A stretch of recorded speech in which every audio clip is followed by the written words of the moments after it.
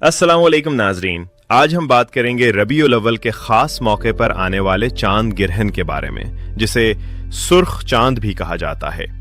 ये आसमानी वाकया न सिर्फ फल्कियात का हैरत अंगेज मजहर है, बल्कि जिंदगी के मुख्तलिफ पहलुओं पर इसके असरात को समझना भी जरूरी है।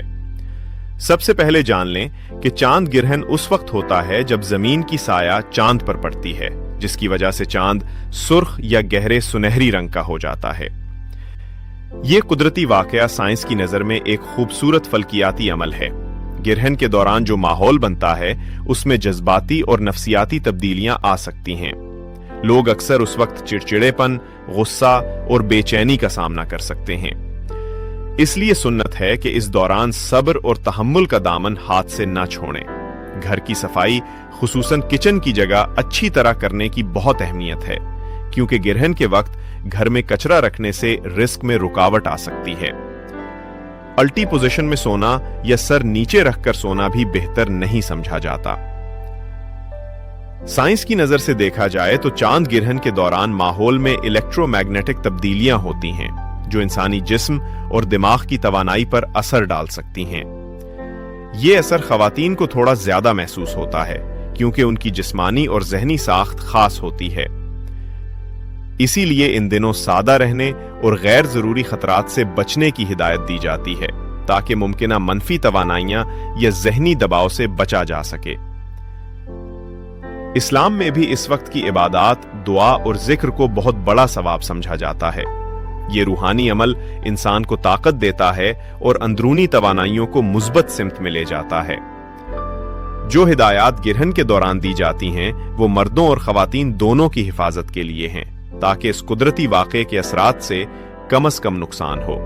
इसलिए चांद गिरहन में खवातीन की एहतियात सिर्फ मजहबी अकीदे की हद तक नहीं, बल्कि जिस्मानी और नफसियाती तहफ़्फ़ुज़ का भी एक अहम जरिया है, जो हर फर्द के लिए एक पुरसुकून और महफूज तजर्बा फराहम करती है।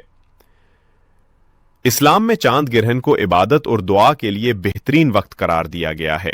सूरे कौसर की कसरत से तिलावत करना, अल्लाह के जिक्र में मशगूल रहना दिल को सुकून और दुआ की ताकत देता है और जिंदगी में बरकत और हिफाजत का बाइस बनता है।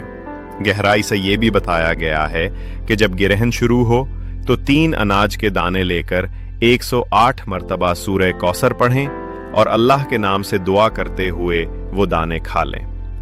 ये अमल न सिर्फ रूहानी तौर पर फायदेमंद है, बल्कि आपकी जिंदगी में गैर मर्री मदद और बरकत के दरवाजे खोलने का वसीला बनता है। गिरहन के वक्त जो शख्स गुस्सा, चिड़चिड़ापन और नफरत को अपने साथ रखेगा, वो पूरे साल ऐसे ही मनफी तजुर्बात से दो चार होगा। लेकिन जो अपने चेहरे पर मुस्कुराहट लाए और सब्र व मोहब्बत के साथ अल्लाह की इबादत में मशगूल रहेगा, अल्लाह ताला उसकी मदद फरमाएगा और उसका साल खुशियों से भरा होगा।